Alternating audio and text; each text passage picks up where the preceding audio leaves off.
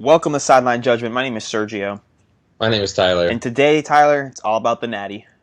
It is all about the bitter-sweet natty. It's not. Yep, it's not natty light. It's natty bittersweet. Oh, yeah. Bitter-sweet natty. Because you know what the natty means, right? What does that mean? It means, Tell it to me. Give it to I. It can't be something good. It means there's not much college football for a while. It's a sad day. Say it ain't so. It's a sad day in the Say sideline. It ain't so. It's a sad day in the sideline judgment household. Stop. I don't believe you. All right. Well, we're going to have to face that harsh reality eventually. First, we'll talk about a couple of coaching things that have happened since then.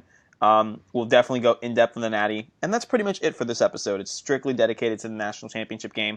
And then, of course, we'll end the show with our patented tweets that we have shared. Tyler, we start in Starkville, Mississippi, where a man that you and I love so much is now a member of the SEC. That is Mike Leach taking over. Just a military flyover of the SEC is what I'm considering it. He is the head coach at Mississippi State after Joe Moorhead is out, who is rumored to take the offensive coordinator job at Oregon. It's supposed to be official soon. Good landing spot. Good landing spot for him. Mike Leach is in the SEC. Let me rephrase that. Mike Leach and Lane Kiffin are in the same state, Tyler. And are bitter rivals. Oh my God, I can't wait. Oh. I haven't even really truly processed this yet. Like intellectually, in my head, I know that this is the case now. Mike Leach is in the SEC. Yes. But emotionally, I don't even think I've begun to comprehend how great this is going to be for us. So I'm the opposite. So content-wise, this is a win all around. I haven't even, when Lane was hired, I kind of took a look at the Ole Miss roster and I kind of thought, okay, yeah, this can work, or they need help in this area, and I did the X's and O's of how Lane is going to fit in at Ole Miss. I haven't even begun to think about the on the field part of Mike Leach at Mississippi State. I'm strictly thinking about the Egg Bowl next Thanksgiving. I'm thinking about Mike Leach firing off tweets. I'm thinking about Mike Leach just existing in the state of Mississippi. I can't wait. A man who his rival is the Kentucky Wildcats, who were the team that he was the offensive coordinator of. That basically is how he got his name. Yeah, it's just incredible. It's everything we could have asked for. Yeah, so here's the thing. I mean, this isn't this is going to elevate Mississippi State. It's not going to elevate Mississippi State. No. They're going to be still an 8-win team, but it's we all know how this is going to work out. Yeah, he's going to be there for about 8 years, maybe a little bit less because the SEC things are a little bit more vitriolic. But he's going to have 6 to 8 to 9 solid years. Mm-hmm. And he's going to be a soundbite the whole time, and it's going to be great, and he's going to be part of some great games. And then they'll move on. I think that's fair. That's fair to say. And it's going to be a wild, great ride the entire time. Tyler. I mean, we just got to be honest with ourselves. We all know how this is going to end. Oh, it's going to end how it ended at Texas Tech. It's going to end how it ended at Washington State. It's going to end how it ended everywhere else that he has been. It's just, but it's going to be great the entire he's time. He's going to burn it to the ground to an extent. He didn't really burn Washington State to the ground, but but it was clear that it was time to move on. Exactly. I'm just so excited, Tyler. I'm going to ask you one question before we go on. What today, gun to your head, if you had to allegedly place a bet on Ole Miss or Mississippi State in the Iron Bowl this year?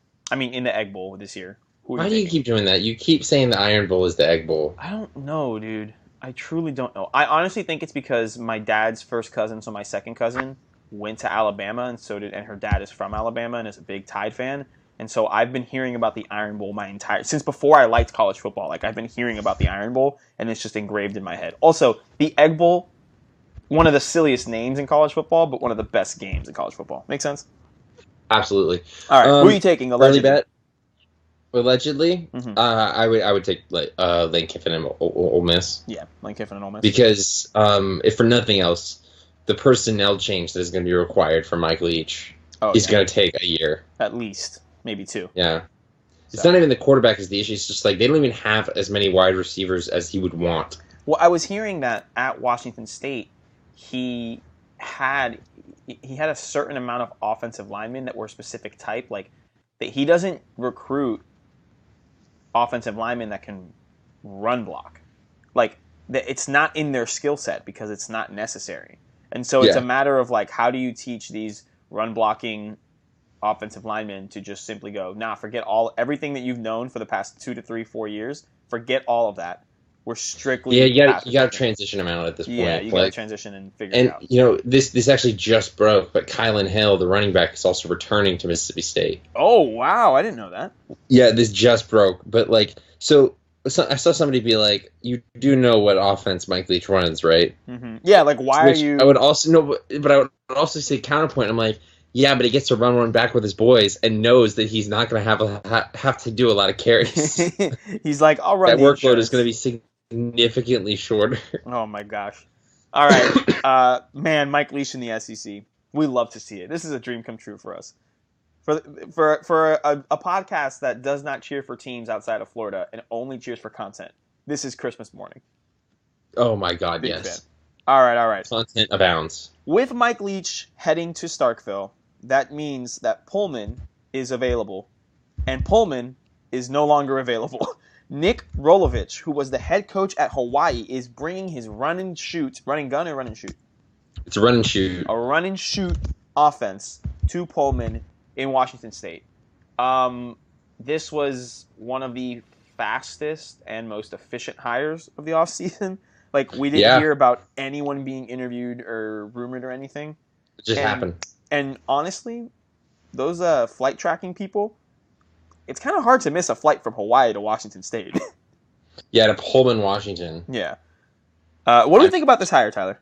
I actually think this is a great hire. Mm-hmm, I agree. Because it is a different system, and it's going to be... Well, like, you sent out a tweet that was very funny after I sent it to you first. That was about condolences to Jimmy Lake and the Washington Huskies, who now actually have to prepare defensively for their the Apple Cup. Yeah. Because they would always joke that Mike Leach never runs anything different on offense, which is true. And very few teams are equipped to be able to stop it as well as Washington. Right. That being said, Nick Rolovich brings a slightly different style of the run and shoot, but is still predicated on quarterback play, on passing the football, on all the same concepts. He has a roster that is built to play that style, basically. He's got those positions. He's not coming to a run-based team to transition them to go pass-heavy. Right. So I think this is going to be very smooth. I think Nick Rolovich is a good coach. Mm-hmm.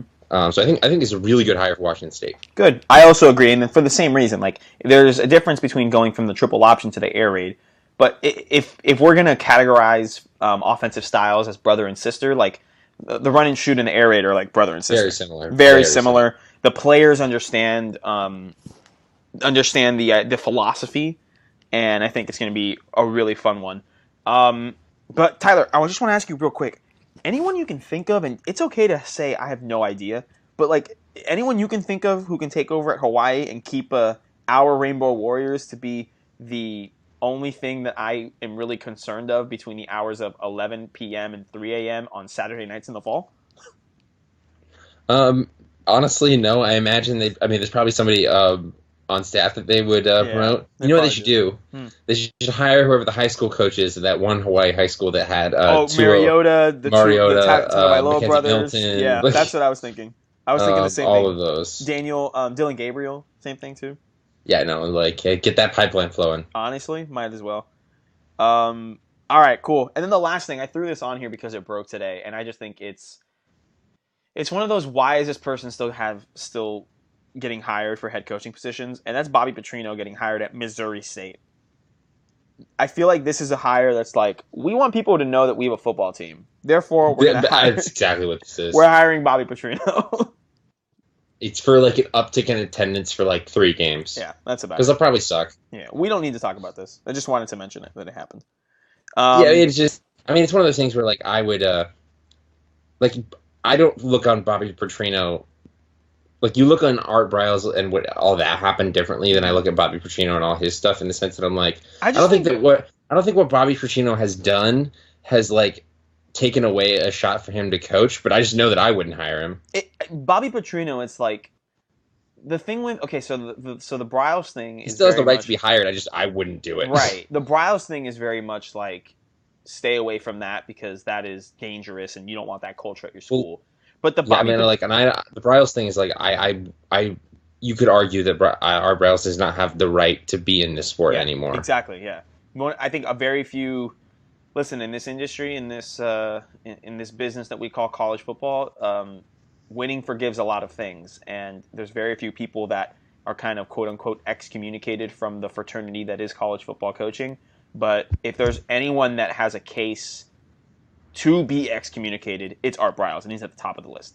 But anyway, we're not here to talk about Art Briles. I just want to say that like Briles is like that. Petrino is more like he's just doing dumb stuff. Yeah, it doesn't really hurt anybody. It's just dumb. And it's not really outside. It's not really affecting the team or anything. It's just dumb personal things that are just. This should not be a distraction. You know what I mean? It's like when you're. It's like when you're. It's like when your little sibling, accidentally like tell on themselves for something. It's like, what are you doing? You just ratted out that you snuck home late after curfew. Is. Yeah, you know what's going on. He's Wile E. Coyote. He's Wile E. Coyote. That's an exceptional. He's Wile E. Coyote. That's an exceptional analogy. Oh, good. I'm glad we got through that. I'm glad we got through that. Let's end on that note. Let's end on that note. Tyler, let's talk about the meat and potatoes of this episode. That is the national championship game. The national championship game was played in New Orleans, Louisiana, to a surprisingly, I want to say like 60-40 crowd. I thought it was going to be much higher. I thought it was going to be like an 80-20 crowd in favor of the LSU Tigers. It was a good game for the first half. I'd say 3/4. The first half, the third quarter was more competitive. Yeah. But first half, and then like the first 5 minutes of the third quarter. Exactly. The LSU Tigers crowned national champions, 15-0, 42 points over the Clemson Tigers, 25 points. They finish the season at 14-1. It ends a streak of 29 straight games that the Clemson Tigers have won, and it is also the first loss in Trevor Lawrence's collegiate career. He is now 25-1 with a mark losing this national championship game. Tyler, let's talk about the story of the game, right? The story on the game, I think, is Joe Burrow really did tear up one of the best secondaries in the country. Easily. I think that Joe Burrow just had like undoubtedly like the greatest statistical season of a quarterback of all time. Oh yeah, for sure. And Clemson, like, I give a lot of props to Brent Venables. Clemson came with, I think, the best game plan anyone's ever shown up with against this LSU team. Yeah. They still got dunked on for 42 points. Like, and we were at the beginning of the game, and Joe Burrow had some bad moments. Like, yeah. Well, like, at the beginning of the game, it was very much like, all right, Clemson, what defense are you going to come out with? They come out with like a 3-7-1. They end up, instead of playing linebackers, they just throw in a bunch more defensive backs. And it worked for the first quarter and a half, essentially, until and then you hear Burrow talk about it after the game. He said, once we figured out, he said credit to them, they really prepared and they gave us a big curveball, but once we figured it out, we made the adjustments and that was it. Well, that's the thing that, sorry. Mm-hmm.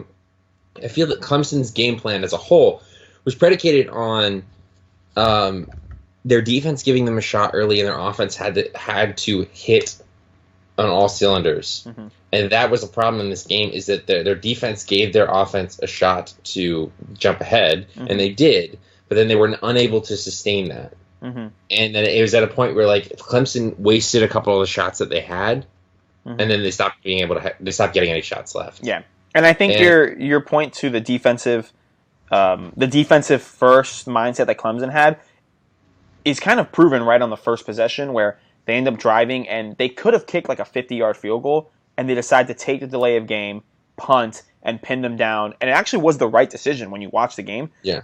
Because it ended up having LSU. I think they went.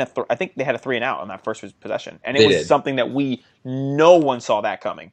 Them getting a 3-and-out. But when you're pinned to your own 4-yard line, you got to get out before you can start chucking the ball downfield like Burrow does. So yeah, that defensive game plan was there.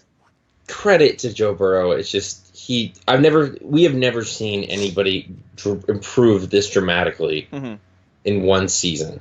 Agreed. In one off season. Yeah. And I don't know. I'm not going to sit here and say that this LSU team is one of or the greatest of all time because that's very recency bias, and I don't even want to get into that. Yeah. But I think that you could argue, and I think you'd probably be right, to say this is the greatest single season of all time. Yeah. Just with the teams that they had to beat, how they beat them, no one stopped them all year. Listen, they played 7 top 10 teams at the time, right? Yeah. Like, they deserve, and we've said it, like, when the playoff rankings came out, they deserved to be number 1. We thought Clemson was going to be the better team, and clearly, I think Clemson is an elite team. Clemson is an elite team. You saw it. Had a bad game. It's just and it came at the wrong time. The LSU offense is just too much. Like, it is probably the best offensive performance over the course of a season that we will ever see in our lifetimes, I think. Like, and I don't think that's recency bias. I don't think that's exaggerating. When else are you going to get something like this, you know? I think the part of it that is so incredible to watch that makes it feel like there's that sense of hopelessness when you're playing against them is that this LSU team is the best I've ever seen at the scramble drill. I don't know what it is, but those wide receivers, they just know how to get open when Joe Burrow is like buying time. Yeah. Better than any other team that I've ever seen. Well, and that happens when you have elite wide receivers like Chase and Jefferson and stuff happening. Like, that's the thing. Yeah. A lot of the focus is put on Burrow, and rightfully so. He had a phenomenal season. He's definitely one of the 2 best quarterbacks in this draft. He will be the number 1 overall pick. I mean, it's almost confirmed. They will be stupid. Cincinnati will be stupid to not take a kid. No. You cut out on that one. Cincinnati would be stupid to what? To not take a kid. They have the number 1 pick. If they were to not take a kid from Southeast Ohio, he's from the Plains, Ohio, who just had the greatest statistical quarterback season in college football history. And again, some of that is inflated because we play more games now. Offenses are different now. But still, the greatest statistical season. He had 60-plus touchdowns. If they don't take him, I'm just fire the entire franchise into the sun. Just fold them. Relocate the team. No, but I think that does happen. I think he'll be the number 1 pick. But his wide receivers are elite. Like, this is another level. Chase was unguardable. You could not put a man on him. You could not have AJ Terrell was someone out there. Poor guy, man. We were roasting him in the group chat. And here's the thing. Oh my gosh. That's the thing. Everybody's reaction in these type of games is that when somebody has a bad play or anything, that person must be bad. AJ Terrell is a very good cornerback. Yeah. And Clemson is a very good defense. Trevor Lawrence is a very good quarterback, and they all had bad games. Jamar Chase is just ridiculous in his route running ability. It's like just everything lined up for LSU this season. Yeah. It was definitely you can see it in the aftermath now because things are beginning to a lot of people prepare for the draft. Things are happening with the staff in a little bit, but this was just. I don't want to say that this is lightning in the bottle in the sense that Coach O will never be able to get back to this stage. But this team, this way, that's lightning in a bottle. Yeah, I think so, and this is where I want to talk to you. Let's go ahead and wrap up on LSU before we go over to Clemson. But let's wrap up the whole way. How sustainable is this? Is this a, oh my gosh, this happened, incredible, or is this a, they are going to compete for SEC and national championships for years to come? What I would break it down is that LSU's transition to the modern era of offense, that is sustainable. Because I think we can talk about this now. There's a certain departure that is very important. Yes. Joe Burrow is a 5th-year senior. Then he's gone. Joe Burrow's a 5th-year senior. Trevor Lawrence is a sophomore. So I feel like I need to defend him. I don't know why, but well, I want to 2 elite players. Listen, I want to give the Trevor Lawrence defense manifesto in a bit. I will give it. I promise. But Joe Brady is gone. Can we pause for a second? I know we're being analysts. Thank the Lord. In the name of the Father, the Son, and the Holy Ghost. Mwah. Thanks, big guy. I'm just saying. You did solid. If I see him, I got you. If I see him, I think I have to always carry. I'm gonna fast extra hard during Lent. Listen, man. I think I have to always carry a beer, a White Claw, a fifth of vodka on me at all times, just in case I run into him and I can pour him a drink. Because, thank God, I'm sorry, for Matt Rule, because Joe Brady is heading to the Carolina Panthers. Is it the offensive coordinator position? Yes, offensive coordinator. Okay, he is heading there as the offensive coordinator officially. Which is weird because officially he didn't call plays at LSU. That doesn't he's sitting right next to Steve Ensminger. They're constantly talking. I mean, it basically is just like, I think you should run this play, and Steve Ensminger is basically the person that has the final say. But it's collaborative effort, from what I understand. But here's the thing that I would watch. They would show the camera a lot of that LSU coach's booth upstairs, and I saw Steve looking at the play sheets and being involved and stuff, but I saw Joe Brady going, okay, cool, and talking to people, and he was the one that was talking to Joe Burrow and all this stuff. So, listen, man, he's phenomenal. I mean, he's from Broward. Broward Brady. He's from Broward, so he's got to be phenomenal. Can't believe I can't believe I said that. I was going to say, I can't believe you're the one that instigated it. He's going to do great in Carolina. We can talk about Carolina when we talk about the draft. I do want to talk about Carolina. Yes, because that's a big thing because this affects the trade market. This makes me think that this affects Carolina's position within the quarterback race. Exactly, and that's what we'll leave it at. But we will talk about that another time. Right, but with that departure, like you said, is this sustainable? Because that's a big departure, and I've been an advocate all year saying, listen, I like Joe Burrow. He's a good quarterback. He's a phenomenal quarterback. He's definitely one of the two best in this draft. I personally think Tua's going to have the better NFL career. I think Tua's a better quarterback. But how much of it was, we had this whole conversation. What's funny is that Joe Burrow actually, to his efficiency this season, is behind both of Tua's seasons. I'm pretty sure as a quarterback. I'm aware. I'm aware. It's a thing where oh yeah, Russell Westbrook averaged a triple double. Yeah, but he was shooting 40 times a night. You know what I mean? It's one of those things where it just doesn't. The more you do, the more you get, obviously.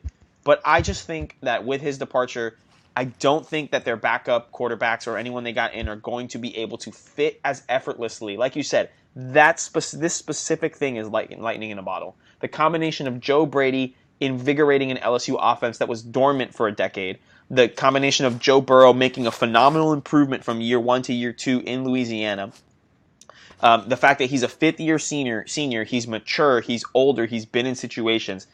All of that stuff is, like you said, lightning in a bottle. Can they harness that lightning into electricity?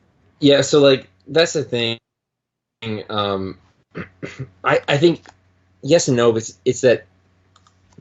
One, I think it's honestly more important to me. I know that you say this about Joe Brady, but Joe Brady's influence has permeated the staff. They're not going back. Agreed. Yeah, agreed. Now they will they be as good calling plays? I mean, almost indefinitely not. Right. It's impossible to be as good. Florida was not when Dan Mullen left, when he was the offensive coordinator, he took the Mississippi State job. Florida with the same quarterback, the same players. Was not as good on offense next season. They were still really good. Right. But they were just not as good. And it's the same thing, kind of. But I think it's more important to me from LSU's perspective, they need to get another quarterback because Joe Burrow is just a special college player and put in a special situation. And they won a national championship. They've got nothing to apologize for. But you got to be able, especially in today's college football era, you have got to be able to sustain that with quarterback play. Because I don't think that they should or will give the job to a freshman next season. Right. I haven't really seen any of Miles Bryan, who's the backup, Miles Brennan, and I don't know. There's rumors that De'Aaron King could go to LSU. And whoa! I didn't hear that. I didn't even think of that. Whoa! Yeah, which would be a smart move for him, and they should take him if he wants to come. He's an experienced quarterback who's put up a lot of production, but he doesn't move the needle for me. Joe Burrow would. He doesn't. He just feels like in that offense a good quarterback. Can I just fantasize? So real quick? it's a yes and no thing. Right. Continue. Before we move on, I want to fantasize real quick. If De'Aaron King does go to LSU and they make the the SEC title game and Kyle Trask makes the title game with Florida, you realize that's a high school quarterback and his backup going up against each other. I need this to happen now. This has to happen. Why would you put that in the universe? Now I know what I want. No. Even forget all that. De'Aaron King and LSU would have to come to the Swamp. You don't even need to play them in the SEC title game. We're already gonna play them. They come to the Swamp, which hopefully we will be there. So I really need De'Aaron King to go to. So yeah, let's hope for that. The only other place I'm thinking is you probably could consider Oregon. Mm-hmm. Oregon would be a good idea, but hey, we'll talk about De'Aaron King when we go into after specials. Let's go ahead and wrap up on LSU. We talked about Burrow. We talked about Brady. We talked about the wide receivers. The defense played really well. They were giving Trevor Lawrence a lot of trouble, and I think this is the perfect moment to pivot over to Clemson and just say, Trevor Lawrence had a bad game. He had a bad game. Listen, great quarterbacks are going to have bad games. Look, he's still an elite player. Listen, the great Jameis Winston threw 30 interceptions this year, so...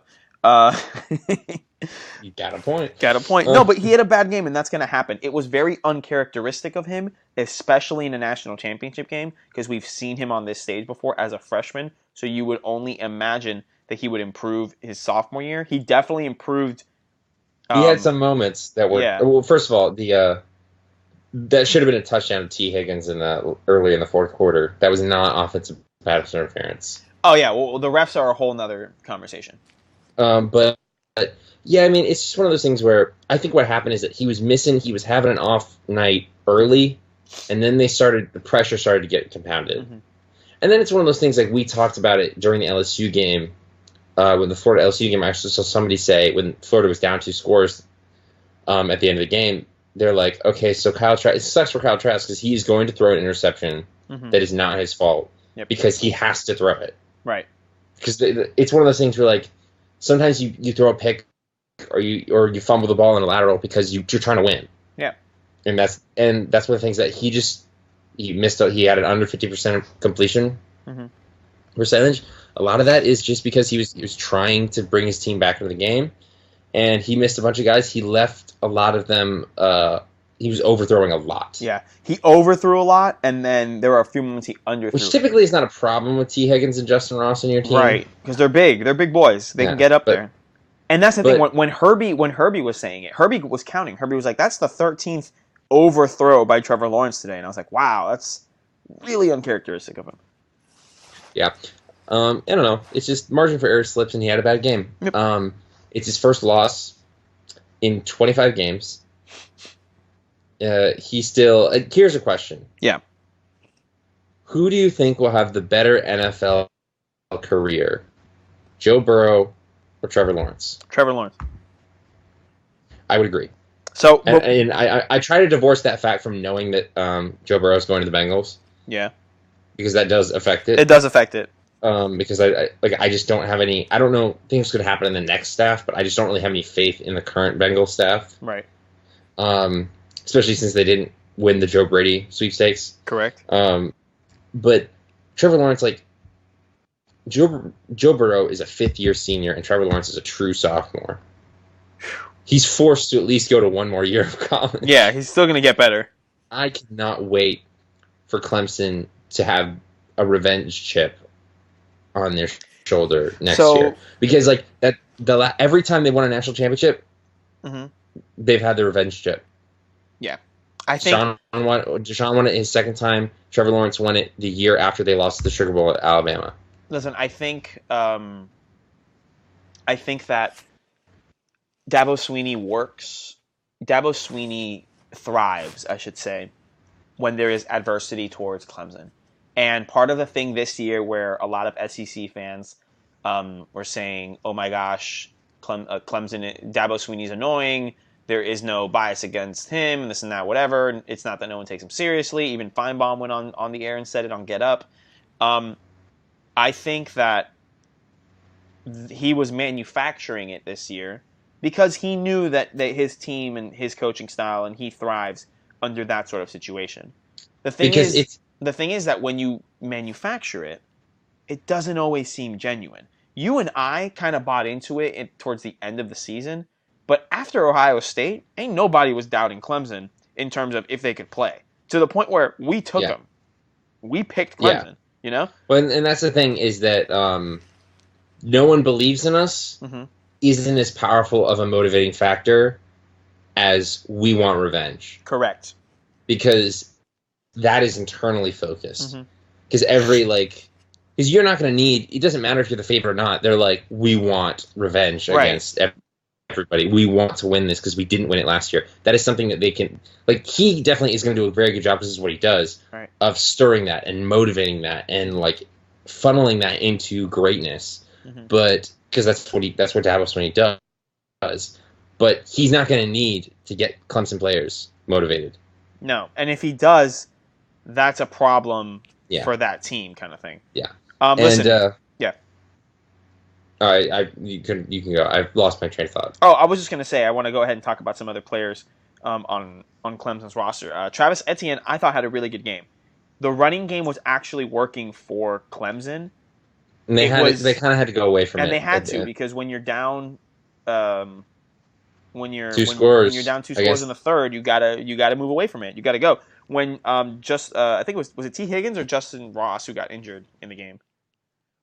T. Higgins. When T. Higgins got injured and they were without him for that moment, it seemed like I think a lot of what Trevor's overthrows were him kind of trying to overcompensate it. It seemed like he was trying to get it out. Yes, you mentioned the pressure was going to him, and I think it was pressure both the defensive line for LSU and he also was a little injured. I said that in the group chat, and I said he has to have a knock, and I said it multiple times to Raul. I was like, he has to have some kind of knock going on because there is no freaking way that Trevor Lawrence is the man that is overthrowing 13, 14, 15 times. I mean, you look at before the game. Before the game, they had Mel Kiper. I turned on to ESPN2. They had the field access, and it was Mel Kiper was talking, and they were interviewing him, or maybe on SportsCenter, sorry, and they were interviewing him on the field, and they were talking about who's the better quarterback in this matchup, and he said this year Joe Burrow is the better quarterback, and then at the end he talked all about Joe Burrow, and then he said, hey, listen, if you had the number 1 pick in the draft and Trevor Lawrence was eligible for this year, who's your number 1 pick, Burrow or Lawrence? And he said, like without flinching, he said, "Oh, Trevor Lawrence." Trevor Lawrence is hands down the number 1 overall pick next year when he comes out. And given that, I think the injury to T. Higgins had an effect there. Justin Ross did have a great game, and I hate to say it, and we talk about the referees all the time on this pod, and we say we are not ref blamers. We are not ref blamers. We think that bad ref calls are a part of the game, and you, as your team, need to be able to work around that and take control of your situation, and do better. With that being said, yo, Pac-12, come get your mans. These refs were basura. The Pac-12 is just mad that they've only been able to get 2 teams in the last 6 years into the playoff. This is their representation. They're like, y'all. They're like, look at us. Look at us. Yeah. We want attention. Make it known that we were here. They're like a kid acting out in school. All they want is attention. That's all they want. It's just like they had the blatant miss on Clyde Edwards-Helaire, his whole hand being out of bounds, using it to prop himself up out of bounds. And then they gave him the first down, didn't even check it. Here's my stupid offensive pass interference call. Here's my beef with that. It's not even that they missed it. It was going fast. Why don't you stop the game and review like you've done 1,000 times before? Like, that's not abnormal in a college football, in a football game, period. They do it in the NFL, too. I don't get that. There's that. Yeah, there's the defensive. There's the T. Higgins blindside block that was not a blindside block. Oh, my gosh. Well, here's my situation there in the beginning. If he doesn't block him, he's getting him. The LSU player is getting him. Yeah. They're like it was either block him or let him be tackled. And I don't know about you, Tyler, but we coach. I like to think that coaches teach to block so your player can score. We don't play to the 30-yard line. We play to the end zone. So he's got to make the block there. And it wasn't even like a major. He was literally on the front side of his body. Easy, yeah. He cannot be a blindside block if you're on the front. Yeah, I don't. No, and they said the bogus. He was a defenseless player. Like, no, he wasn't. He was running towards the ball carrier. He's involved in the play. Yeah, there's the offensive pass interference that was bogus. because he didn't push off. He actually was clipped. If anything, it was defensive pass interference because the LSU secondary pulled his left arm back. But because all he saw, and they were saying it on the broadcast, they said the pass interference goes towards the player that initiates the contact. It goes towards that specific player, and I think it was I see why in real time it looks like that, but why do we have a replay system then? Why in the national championship game? It's dumb, and I'm not really saying that any of these that offensive pass interference one is the one that makes me the most angry, and like I'm not even saying that would have changed the game, but I just it's so frustrating because it's a 15-yard penalty off a bad call, so now Clemson is 15 yards back instead of getting a touchdown. Exactly. It's an incredible swing that we don't appreciate. It's not the reason for the loss, but I think it definitely would have had an effect. Yeah. On the way the game. Additionally, well, this is not about refs. Well, but are we gonna? Can I say one more ref thing? Absolutely. And I think this isn't a ref situation because I think they got the call right based on the rule. We need to talk about that targeting call. Oh my technically, God. I'm furious for James Skalski. Listen, technically it was targeting because the crown of the helmet. But I saw on Twitter and I see it every time we get a controversial targeting call. There needs to be two versions to the targeting rule. Contact without intent, penalty, player is not ejected, and then obvious player safety, intent, penalty, and player ejected. There needs to be two versions of targeting. There needs to be an A and a B because for something like that, I can understand maybe you give them the penalty, but then you lose your rock of the defense, your linebacker in there for the last 20 minutes of the game. Yeah, that's of a title game. That's bogus. To tell me that doesn't have an effect on a game is ludicrous. It's ridiculous, and it's just getting. I don't like that. I get that player safety is of humongous importance. Correct. It really is, but you do have to realize that this is a violent game, and I'm not saying that we should get rid of the targeting rule at all because I think it's very important. But it feels to me a lot of times the refs just take any hit that looked like it was still a little too hard. Yeah. And they make that targeting, regardless of whether or not happens. Like I said, for so many calls in this game, I was sitting there with a bunch of friends, and I was just like, "It should be this. It's not going to be. They're going to overturn it." Well, I said, and they do it every time. I said a lot of times to Raul, I said that's a soft call. I understand why they called it, but that's a soft call. Yeah, you know? And it's weird because most of the time in these situations, refs wouldn't want to get involved because it's the title game. Right. Let them play. Like in the NFL, you can get away with more hand fighting if you're a defensive back because the ref is less likely to call pass interference because they don't want that pressure. This is just human psychology, basically. Yeah. In a regular NFL game, they're probably like, eh. But in the playoffs, they're like, I don't want to get this wrong, so you're going to hesitate. And that did not play out here. No, it did not. Yeah, all right. I do want to say one thing about not about the refs, but something. I saw some people on Twitter say that the Florida Gators would beat the Clemson Tigers. Incorrect. But and I just want to say in response to that this is the official position of sideline judgment. Yep. Drugs are bad. And if you need to talk to somebody, we're always here. We're here for you. Listen, sideline judgment is because this person's clearly out of their mind. Sideline judgment is the official, unofficial podcast of the Florida Gators and college football as a whole. We can help you. Like if you need lessons on how to watch film, we can do that. If you need glasses, we can help you and point you to an eye doctor. I know some eye doctors. We're here for you. We're not trying to slander you. We're here for you. Sideline judgment. We're here to help. Yes. Okay? Because there's no way in any dimension, open the Spider-Verse, find me a different multiplex. None of them have the Florida Gators beating this Clemson team. No, sir. No, sir. Florida is a really good team this year. A great team, I would say. Yeah. These were two elite teams. Correct. And there is a difference. Yes. And that's not to say that Florida can't get there next season. And Clemson is not going to be there forever, I'm sure. But right. Now listen, just because Clemson had a bad game. Clemson's 14-0 going into that, and I think that Florida fans kind of just hold on to that play that. Kind of the reality, and this is the reality. Florida played LSU in Baton Rouge tougher than anyone else. Yeah, and that's what I'm saying. Granted, Alabama played them tougher on the in at Bryant home. Denny. Yeah, but that's my thing. I think but they cling to that. I think Florida has a better chance. This Florida team has a better chance to beat this LSU team than this Clemson team. But that's not to say that I think either of those things would happen. Like I think matchups, styles make fights, but that doesn't mean that they're better fighters. Correct. Oh my! All right, Tyler. Is there anything else here? We talked about the rest. We talked about both teams. Let's talk about the future of each team. Right? We talked about LSU's and what we thought. What about Clemson? You talked about the revenge factor. Where do they go from here for next year? We know Trevor Lawrence is coming back for his junior year, his most likely final year in college.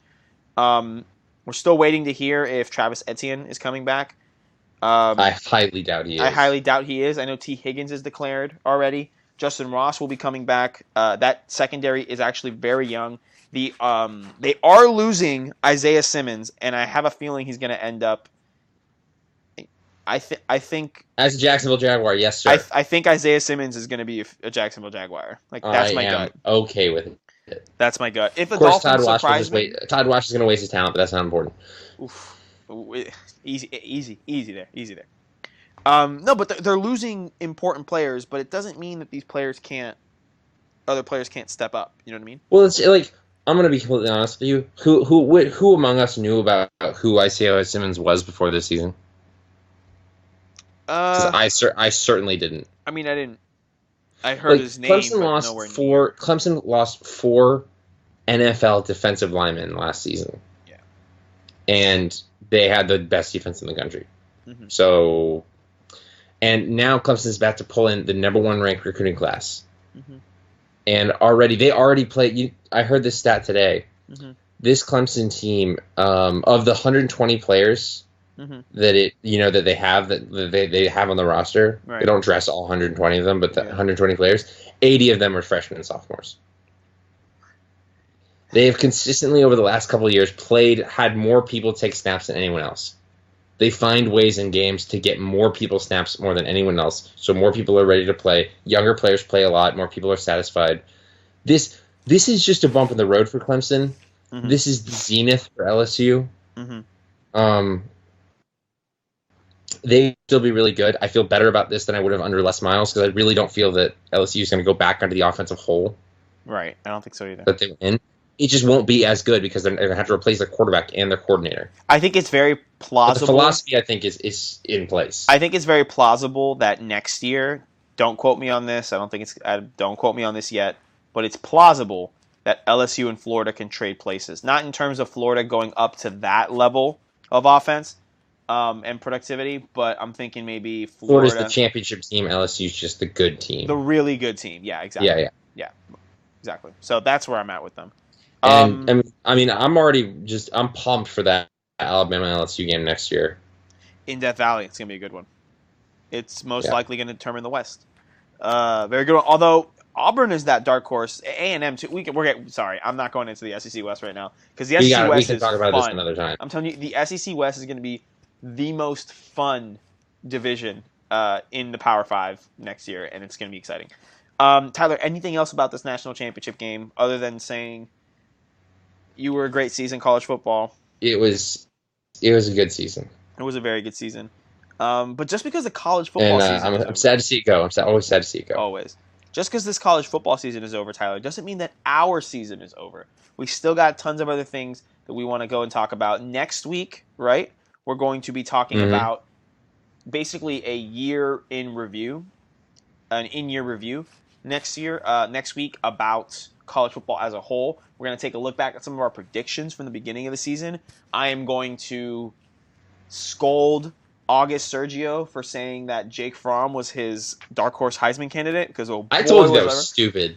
You did. You tried to warn me, but I thought he'd transcend. I also said Kellen Mond. Trust me, I made plenty dumb mistakes myself, but I knew that was stupid. We're gonna roast ourselves and each other next week for our preseason I'm both predictions. excited and terrified. I know. I haven't looked at them in a few weeks. We did the midway point, and I was like, "Ooh, yikes!" And now that we're at the end, I'm gonna be like, "Oh my god, what was I thinking?" So we're gonna talk about that next week. The week after, I'm preparing you now, Sideline Judgment listeners. It's a Gator pod. It's a full Gator pod. Like, yeah. Prepare yourselves. 2 weeks, the Gator pod is coming. Tyler, before we sign off, I just want to remind you, do you frequent bags? I have several around me as we speak, actually. I think you were moving this weekend, and you had I moved a lot of bags. You had to put things into bags and then move said bags, right? Yeah, I had to take them from one place and then drop them somewhere else. Correct. And what if someone else has bags that they would like to drop? Do we have a place set up for them to drop those bags? We do. It's called our email account. Okay. World, do you want to hear it? I think they want to hear it. I think they want to hear it, Tyler. It's sidelinejudgment@gmail.com. Well, that's easy to remember. Spelled exactly the way that you would think it is spelled. Nothing fancy. Wonderful. We're all about simplicity and efficiency here. Listen, sidelinejudgment@gmail.com. Listen, we are the Waffle House of college football podcasts. All right, we are always there for you, always reliable, simple yet classy. You'll love to see it. Speaking of, my boss we had to buy Waffle House for a shoot today. First of all, no, you didn't have to buy Waffle House. You had the privilege of buying Waffle House. Yes, we were blessed with the ability to buy Waffle House because we were doing a shoot that had breakfast food. Words matter, Tyler. Yes. And then once we were done, I got to eat it all. Yes. It was a great day. I know we're not doing moments of the week, but we are going to do tweets we've shared to end the show. But I do want to mention this. When I was home for winter break, and I told the story about how we had to end up at Outback Steakhouse for New Year's Eve dinner, and in the same shopping center is a Waffle House. And when we were passing by it, I said, "Mom," to my stepmom Gabby. I said, "Mom, let's just go to Waffle House." And everyone in the car went, "Sergio, are you insane?" And I had to defend Waffle. I said, first of all, it's the hibachi of the South. Second of all, do not knock it. It is incredible. And that's the thing. We're like, I've been talking up Waffle House for... Hibachi of the South. It is. It is. I've been talking up Waffle House for 2 years in that house. No one takes me seriously. And my stepmom finally told me, she says, "All right, your sister and I will go with you to Waffle House one day. I promise." I was like, beautiful. Perfect. That's all I needed to hear. So when that happens... you best believe the pod's going to hear about it. Yeah.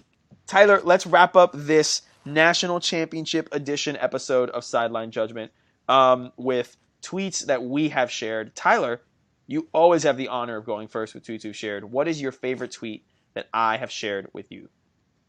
Yes, favorite tweet is a tweet from Justin Ferguson. It said, Mississippi State was reportedly linked to both Steve Sarkisian and Todd Grantham before ending up hiring Mike Leach. That's like trying to decide between two different kinds of vanilla ice cream and then buying a grenade launcher. I love it so much. I still laugh at that tweet. I love it. It's Perfect so true. Analogy. It's so true. It's like, what should I do? Do I marry a priest? Do I marry a rabbi? Nah, let's do the convict. Like, it's just so out of left field that you don't expect it at all. It is incredible. Yeah, that's amazing. Oh my gosh. Give it to me, baby. Mm-hmm. All right, my tweet that I have shared with you. I'm having a little bit of trouble picking a specific one. So we're just gonna do a quick rundown of tweets because there was some fire on the timeline this past week. 3 days ago, this is from Tim Reynolds, and it's the GIF of the guy talking to the girl in her ear. And she's like, has the face. She's like, okay, yeah, all right. Just like not wanting to hear the conversation. And it's, so Ryan Tannehill was a Dolphin for 7 years, right? They blamed him for everything, right? And then he leaves and we got the Super Bowl in Miami. And then he goes and ends the Patriots. And now he's beating the Ravens. And dude, I think he's going to play the Super Bowl in Miami. It's incredible. That's amazing. I love it. I love it so much. Another one, and I'm so sorry for you, Tyler, but this was something that I thought was hilarious because I knew it wasn't going to happen. It's from Zach Goodall. He says, text Joe Brady a picture of a blank check with his name and the Jaguars logo on it. And I'm sorry that I had to say that one, but yeah, sorry. And I'm going to end it with this one, Tyler.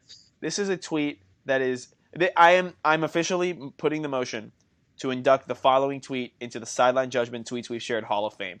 Second to only the Jake Long blind long snapper tweet. That was the first inductee. This is going to be the second inductee, Tyler. This is by Ryan Hickley, and it says, I don't know who needs... first of all, Tyler Conway tweets, I don't know who needs to hear this, but your podcast does not need to be 2 hours long. And then Ryan Hickley, at Gators Ryan, quote tweets it, and this is just... We love him. He tweets, I don't know who needs to hear this, but your podcast is your podcast, so make it however long you damn well please. Ryan Hinckley, welcome to the Sideline Judgment Tweets We've Shared Hall of Fame. We stand a legend. Open invitation, Waffle House on us, my friend. King.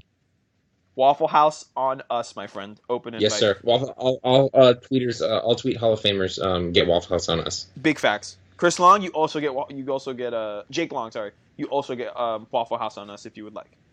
Yeah. Tyler, with that being said, we're ending our 50-minute episode of Sideline Judgment. God, look at us. Who would have thought? Who would have thought? Not I.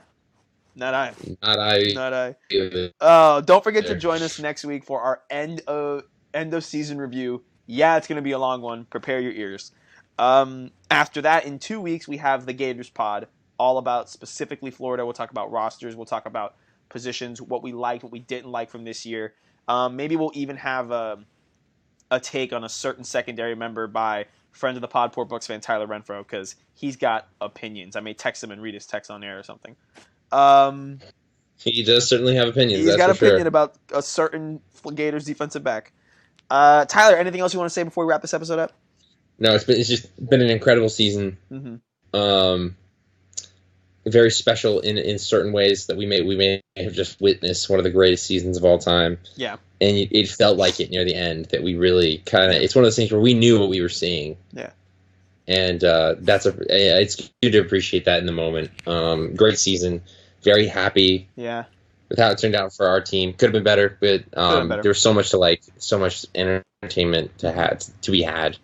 College football never disappoints. A happy 150th year to the greatest sport on earth, college football. Thank you so much for being in our lives. What? I just realized that. It's 150, and LSU went 15-0. Finished 15-0, 150. Incredible. Just sometimes it's in the stars. Can't script that. Can't script it. This has been another episode of Sideline Judgment. My name is Sergio. My name is Tyler. And we are not biased, but go Gators. Go Gators.